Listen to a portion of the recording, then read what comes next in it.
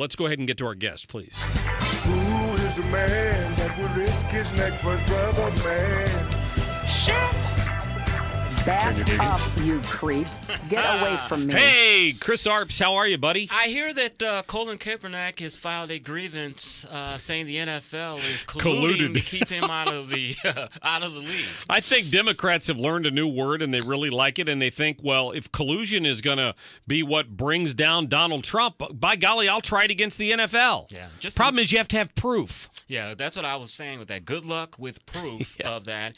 And what type of precedent with that set? Any player that's cut or for any reason now he can just go to court and say, hey, it wasn't because I'm lacking athletic ability or anything. It's because of this or that. So well, he sued not just the 49ers because they offered him a job and he turned it down. He walked away because he thought he could make more than $900,000 somewhere else. Yeah. And then when nobody else offered him a job, he got butthurt about it. And now he's going to have to prove that the president of the 49ers sat down with the president of other NFL teams and maybe Roger Goodell, because Goodell's included in the suit, to that they had a conversation about not employing him because of his politics or because he's an embarrassment or whatever. And I'll guarantee you nobody's got proof of that. And it might have happened, but proving it's going to be very difficult. Good luck with that. And, you know, the previous comments that you played from the president, I agree with him 100%. The NFL has been very inconsistent with their rules. You know, if someone wrote something on their sock or wrote something on a headband without it being approved by the league, they would be fined. They would be punished, and they are not following the rule when it comes to these players are supposed to stand up for the national anthem.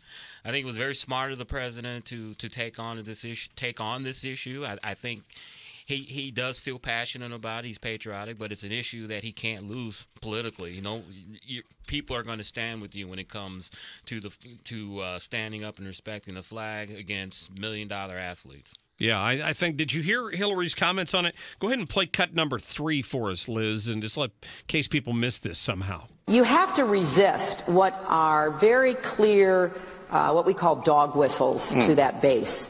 That's what the black athletes kneeling was about. That was not against our anthem or our flag. That was actually, kneeling is a reverent position. It was to demonstrate in a peaceful way against racism and injustice in our criminal system. I think it would be a grave error for Democrats to recede from those fights. And so therefore we have to stand up, fight back, resist. Yeah, and how's that worked for the NFL so far, Hillary? See, this is why the Democrats get so nervous that she's out on tour with this book, because she keeps painting them into corners on issues like this. Assuming that everybody in the Democratic Party feels the same way about this that the liberal progressive wing of the Democratic Party feels, and that's going to lose them more elections. Did you see that article I put on my Facebook page from that comment from Senator Dick Durbin? I did see something. I don't think I read it. What did Durbin have to say? That the liberals, Democrats can go too far to the left, and that Donald Trump can win. They have to stay with the sensible center. I've yet to see Dick Durbin find that. Yeah, does he know where that is? Yeah, I wrote on there, the last time the Democrats were near the sensible center is when they didn't allow the governor of Pennsylvania to speak at their 1992 presidential convention because he was pro-life. Yeah. Remember that? Yeah. So it's been a long time since they've been near the sensible center. Well, absolutely. And the living proof of that is what they did in their platform this year, right? Yeah. They basically adopted several of socialist Bernie Sanders' planks in the Democratic platform. It's part of it now. It's part of the DNA of the Democratic Party. They can't escape from it. And what would have happened if the DNC wouldn't have been cheating on Hillary's behalf? They might have had a socialist Bernie Sanders as their nominee if their finger weren't on the scale. If she had not had Debbie Wasserman Schultz and Donna Brazile in there going to bat for her, apparently I heard this wrong. Tell me if I heard this wrong. That all of the members of the upper echelon of the DNC, I don't know if it's the executive board or what, were all Hillary Clinton supporters and all women. Is that true? I not surprised. I didn't hear that, but it doesn't surprise me. That they would put a little fingertip on the scale of justice there, you know? And you remember also, too, during the Obama administration, whenever someone criticized him when he was overseas, how it would be such a big deal and how we weren't supposed to say critical things about the president or about the United States while you're overseas on foreign soil. Right. And now you see Hillary Clinton doing the exact same thing, but liberals and hypocrisy. Absolutely. Let me get to Leon here on line 3. Leon, what's on your mind? Question about the statement that Hillary said about kneeling was a sign of reverence.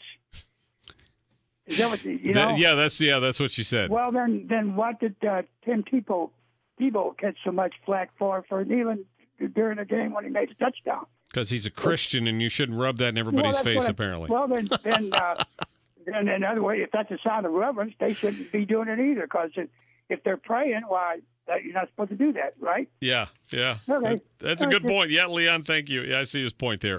The thing about that is it's not a form of reverence. That's not why they're doing it. That's why it makes her argument sound that much more ridiculous. I revere the flag. That's why I'm not going to stand up for it. Yeah, that makes a lot of sense. That's liberal logic. You know what, though? Have you ever noticed, remember back in the 90s in football where if they were kicking a field goal or extra point, that sometimes there would be somebody in the end zone that would have John 3:16? Yeah. And that was very prominent at games. You ever notice that's disappeared? You don't see that at games. And I wonder if because you don't see a lot of signs at games. I wonder if they've just prevented people from carrying those in these days. You think? Yeah, probably. I mean, you ought to be able to slip it in, I would think, right? If you really wanted it. Yeah, but if you probably put it up, you probably have about 6 security guards tackling you. Yeah, probably. You can always do the old take the shirt off with the skin paint on. Well, that's true. That's an although easy way nobody'd to want to sneak it see in. that, depending on who it was. Yeah, exactly. I'm just saying. Just saying, easy way to sneak it in. Are you volunteering? No, I am No, not at all. not. I don't football. Yeah. Plus, we don't have any football to do around here, right? Really, these days. Well, I think. And there's some good high school and college football. Well, I guess, if you see since you've got a son at Mizzou now, and you see all the billboards. That's not good college football down there right now. But anyway, whatever you're saying. They're trying to tell St. Louis that's the That's our alternative. Well, they're about as good as the Rams were the last time they played here, so that could be good. I've got Jason Church.